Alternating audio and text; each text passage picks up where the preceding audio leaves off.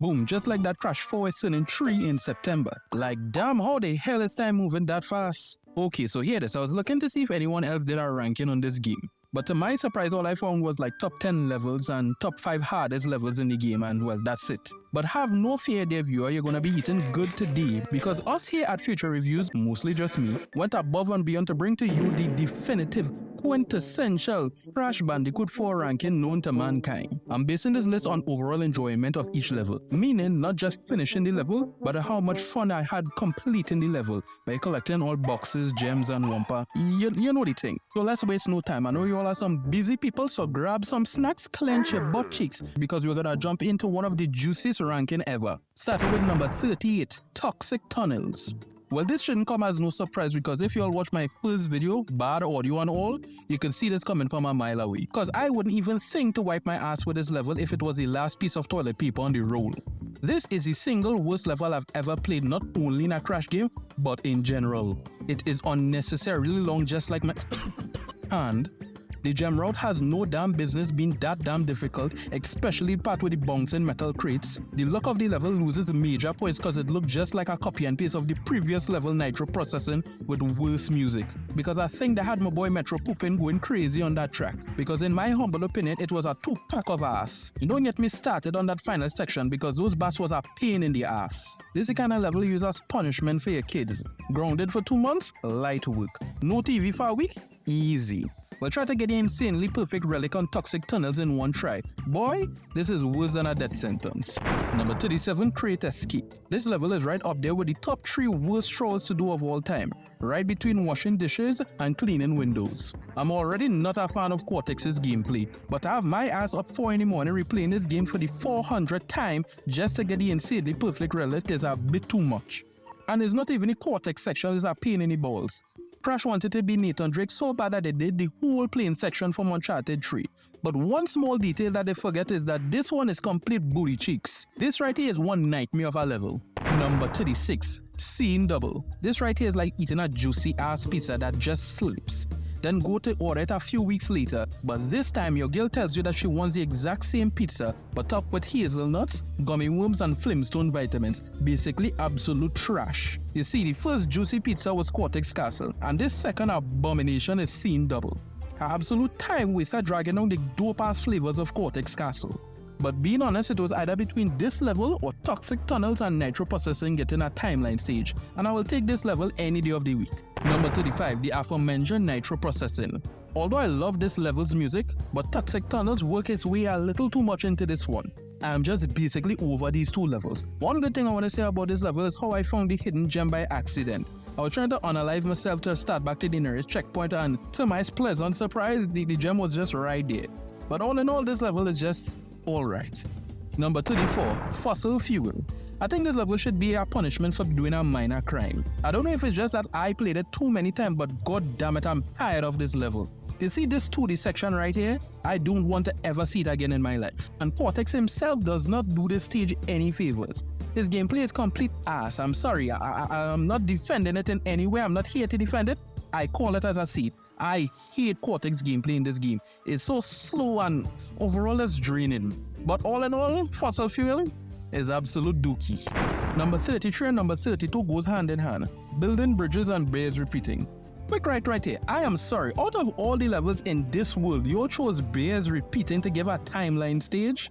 As I said before, I'm basing this ranking of how much fun I had completing the entire level. So twice for Bob, you're making a big hardback man like me to play this level up to 4 times, which includes the inverted mode. Mind you, I'm basing this ranking of how I played the level, which was before the patch. So you best believe I had to hit every single pixel of those crates while riding Polar.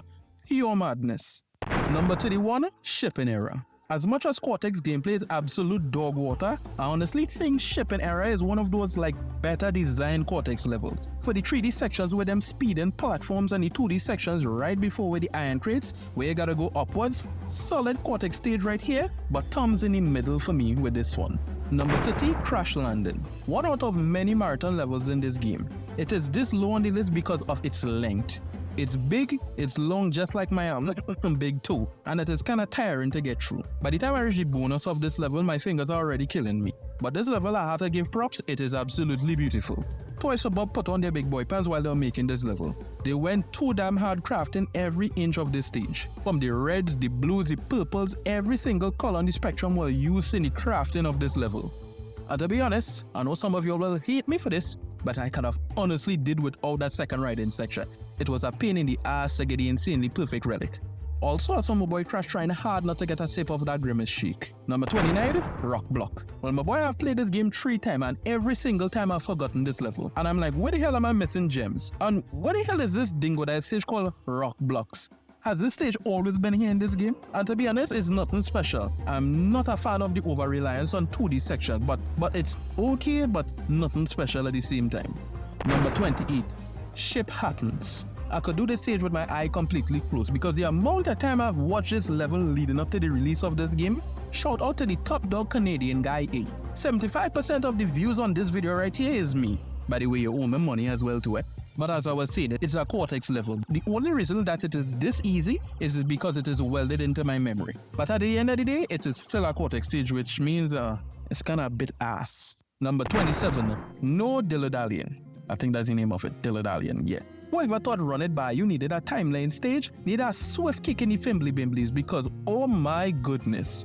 Don't get me wrong, I really like the Dingo section because of the emphasis of 3D platforming. But Lord save me, having to play that hard version of the Armadillo section for the second time, the 2D sections be killing me in this level. Number 26, Rush Hour. Marathon level at its finest. Let's not pussyfoot around the obvious. This level is too damn long. This level is like that one friend or family member that comes over and spends all day, eat all your damn food, piss all over your toilet, and when you think it's finally over, they say they're gonna be back tomorrow. Why? Because your ass missed 3 boxes. First off, let's talk about the pros. I love that there was a greater emphasis on 3D platforming throughout the level. And the only con that I have is that it was too damn long. And to be honest, this level should have been split into 2 different stages, just saying. Number 25, Dino Dash. Another level where Canadian guy E got 70% of the ad revenue from me just watching the hell out of it. A well-grounded level with a mix of 2D and 3D sections. An awesome callback to the Dino Chase from Crash 3 was hitting my nostalgia gland very hard. The only downside I got for this stage is that timeline level that was attached to it. And by now you can realize I do not like timeline stages. Number 24, Snow Way Out. Oh, my boy Canadian guy A could buy a whole new house because of me when it comes to this level. This level right here has been genetically fused with my DNA. I also saw a video from my boy Quavo playing this very level and the gameplay was only on screen for about like 4 seconds and I watched every single frame of it. After all that praise and hype, all I gotta say, I am sick and tired of this level. I cannot stomach seeing it anymore. I cannot bring myself to playing it and that's all of my fault. I can get an insanely perfect relic on this level with my eyes closed. And by no means a bad level, but I'm just tired of it. Number 23. Aww, Hawaii! I'm tired of hearing her saying that. Potion Commotion. One of the least egregious timeline stages. Not because of the obvious, but because it leads into one of the stages that I actually like. And I get to play a Tana stage that is mostly 3D platforming. And if you can tell by now, Tana is my favorite character to play as in this game. But she just needs to shut up a little bit while I'm playing. Oh my goodness. Number 22, Truck Stop. Don't got much to say about this level because it's basically the same praise I gave to the previous level. Also one of the easiest timeline stages because you just gotta do the chase sequence when you switch over to Crash to complete the level, which is a walk in the park, a solid level right here. Number 21, a real grind. Crash channeling his inner Sonic adventure trying to real grind for the first time. Another average level in my opinion, but it also introduces you to the first Quantum Mass Lani Loli. It has a new element of difficulty to the game which is a welcome addition. P.S. Engine voice sounds like a wet fart. Number 20, Blast from the Past. This level honestly gives me Donkey Kong Country Return vibes, from the color palette to the music. The only thing missing is Crash beating his chest and yelling like an ape at the beginning of the level. Decent platforming both 2D and 3D, not to talk about the bonus that you need 300 IQ to do. Unclench your booty cheeks because we are halfway through. Number 19, Tashi Blows or Tahi Blows, whichever pronoun you want to use, but anyways. Okay, let me be honest, this Dingo section is as useless as buying crypto from Logan Paul. Literally only 30 seconds of Dingo gameplay in one of the most useless stages in this game. The only redeeming thing about it is that it leads into a better version of booty calls, but the Dingo section was a big disappointment. Number 18, Rude Awakening. The first new piece of Crash content that you get to play after 12 long years, and to be honest, it did not disappoint. A great introductory level for both old and new fans, and Insanity Breach never looked this good. From the evening skies to the jungle spirit to that one boar enemy that was only used once throughout the whole game, you know your boy don't be missing those details. But all in all, a great first level. Number 17, Crash Compactor. Solid desert level, great platforming segments, amazing red gem route. The most I can say about this level is that I remember the Megamix poster in the background. Solid level overall, don't have much to say about it. Number 16, Insanity Peak. My mind was completely blown when I saw the clue to get the gem carved into the wall. Love the environmental hazard of Lani Loli snoring impacting the platform, adding additional difficulty. And the red gem puzzle, love it. And that chase sequence to the end, to cap it all off, great level right here. Number 15, Hit the Road. Hands down the greatest chase sequence in a Crash game. The beginning section is quite mid for me, the 2D section is just okay, but the chase sequence, oh my god. From the truck to the ball that Crash jumps in, which is a little callback to the Wrath of Cortex days. And the way that you get the green gem, complete genius. And on top of that, they give you clues to tell you where to look for it. God, I love this level. Number 14, Stay Frosty. The remix of Snow Go brought tears to my eyes, and I don't really cry for that much. But Stay Frosty was one of those levels that was on the shorter end, which I was very happy for because it was sandwiched between some marathon levels. I could actually say that I really like the 2D sections in this level with Kapuna one slowing down the flow of the water and making each jump with perfect timing makes you feel like a god. And just like that, boom, the level is over, and at this point in time in the game, it was greatly appreciated. Number 13, Run It By You. Let me get my one dislike out of the way. They could have at least used 3 brain cells to think of a better hiding spot for the yellow gem. Out in the open just didn't do it for me. Other than that, I love the return of the Crash Toad jet board, and the music just makes me feel to go down to the bayou and just bite a crocodile. This is the only marathon level I don't mind replaying. The only downside is that they keep relying on 2D sections, but that's just a minor issue that I could look over. And I also see my homeboy Fake Crash hitting the gritty on them hoes. Overall, great level. Number 12, Give It a Spin. The first Akano stage and the first level to the most aesthetically pleasing dimension in this game. It's just something about Sunset and Crash games that just hit different. Very straightforward level, not too difficult. PS, one of my favorite bonuses in this game and one of the easiest hidden gems to find. Like they didn't really even try with this one. Number 11, Stowing Away. This level reminds me of Stay Frosty, a nice compact level with amazing platforming sequences. And before you know it, boom, the level is just over. And that's a good thing, because we all know what is the next level coming after. Stowing Away is just one of those levels where you gotta save your energy for the punishment ahead. One cool Easter egg that I like, you can see the cards from Crash Nitro card parked under the glass at the beginning of the level. Number 10, Food Run. One of the most painless late game levels, because this late into the game, your cheeks have been clapped several times. Great looking level with a slapping soundtrack, and you get to see all 4 mass powers in this level. Really like this level right here. Number 9, Cortex Castle. The final level in the game and actually not the most difficult in my opinion. And the only one gripe that I have with it that would actually have it a little more higher if it wasn't there. Okay, so hear me out. Last time that I checked, Crash 4 was marketed and is a 3D platformer. So why is the majority of this level in 2D? A matter of fact, why the majority of the levels in the game are 2D? It's like they started to make the level in 3D and then run out of ideas and just slap some 2D into it. And it was at Cortex Castle when I came to this realization. And please don't get me wrong, this is an amazing level. A pain in the ass to get everything, but an enjoyable pain in the ass nonetheless. Number 8, Off Balance. First off, they had my mans going crazy in the studio with this beat. This track had no damn right to be slapping this damn hard. Other than that, I love the funky psychedelic look of this twisted level. From everything looking like it's floating, from the fishes in the background that looks like Birdoo's cousin, to the extra part that leads to the gem that gives me a nostalgic Crash Bandicoot vibes. Top tier level right here. Heat after heat after heat with these soundtracks. Out for Lunch music went a little too hard.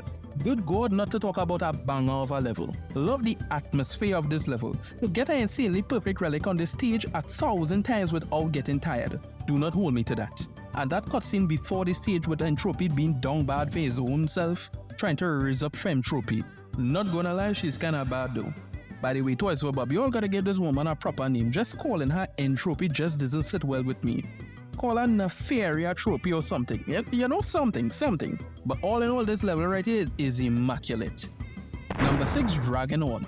I honestly think Toys for Bob built this stage around the concept of the Blue Gem Challenge, instead of building the stage and then adding the Blue Gem Challenge. Out of all the levels in Tranquility Falls, I think this is my favorite looks-wise. Amazing level design at its finest. P.S. Those lions at the end could kiss my ass because the amount of times they hit me back into the crates. But other than that, I am in love with this level. Number 5, Jetty. At this point, I think some of you will think I'm putting this level this high just because of the music. In reality, no. But also, Jetty soundtrack be slapping. Other than that, this is the only level in the game with a mini boss. And the best gem route in the game in my opinion. Love this entire level except that one time while I'm doing an insanely perfect relic run, I just died by getting off the jet board at the end. Almost called Toys for Bob with that madness. Number 4. Just the name of this level should make it number 1. But your boy is too much of a mature and sophisticated person to find such wordplay funny.